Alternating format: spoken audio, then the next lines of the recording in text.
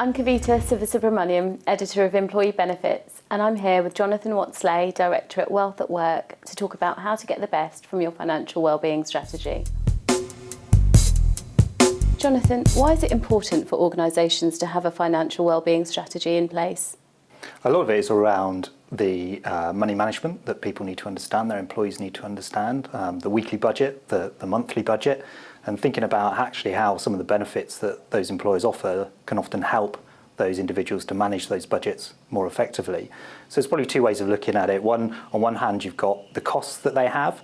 So whether that's doing their weekly shop, so are the voluntary benefits where they could get discounts off of their weekly shop through that voluntary benefit, so that would clearly save them money. Getting them to understand that things that they buy all the time, they probably could get a better deal. Car insurance is the classic one.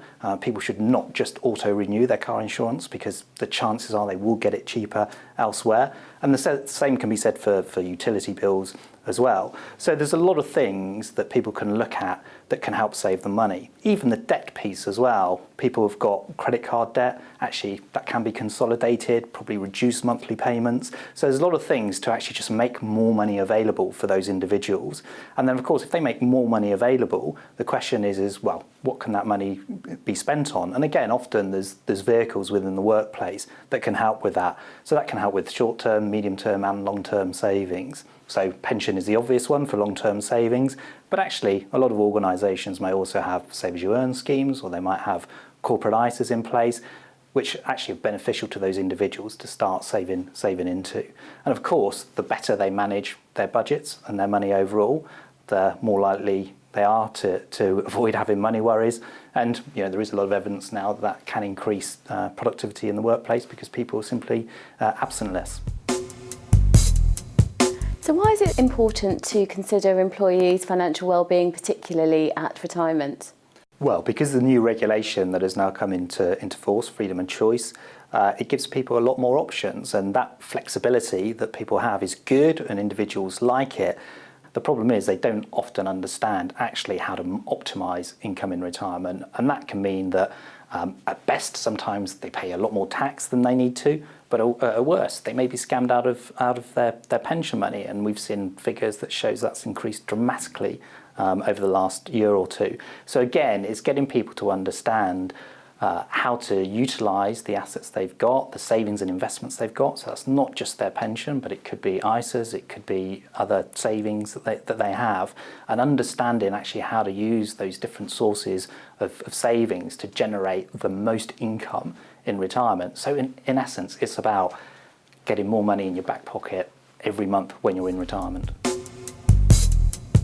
So what are the key elements to consider when implementing a financial wellbeing strategy? The key thing really is segmenting the workforce. So an organisation that may employ thousands of people, clearly they will have people of all ages, they will have people earning quite varied salaries probably. So it's important to segment so that actually the education is relevant to each group. And that can be done in a number of ways. Sometimes it's done by what we would call life stage. So people perhaps entering the workforce, what are the things that they need to understand? Because they may not understand some of the things we spoke about earlier in terms of how to manage money effectively. They may not understand actually all the savings vehicles that are available via the workplace. Whereas of course, if you look at a much older age group, so those people perhaps coming up to retirement, they will want to understand about how they're going to generate that income in retirement. So that life stage piece is really important. But it could also be driven by benefits as well. So if you have, let's say, a save-as-you-earn scheme, then for people that are in the save-as-you-earn scheme, it's educating them about actually how can you take the benefits from that in the most tax-efficient manner. But of course, for all those people that are not in the save-as-you-earn scheme, then why are they not in? Is it because they don't understand the benefits that it provides? So that whole segmentation piece is really key to engagement. So what are the common mistakes that are made when implementing a strategy, and how can these be overcome? One of the key things is people's reliance on digital. There's a view out there that actually if you provide digital solutions, then that's what people want, and that resolves all of these issues. Particularly you often hear that, well, young people, they're on their phones all the time, so a digital solution is what they need. And evidence shows that that's just not the case in a lot of financial well-being. Digital can be good in terms of giving people digital nudges to think about something.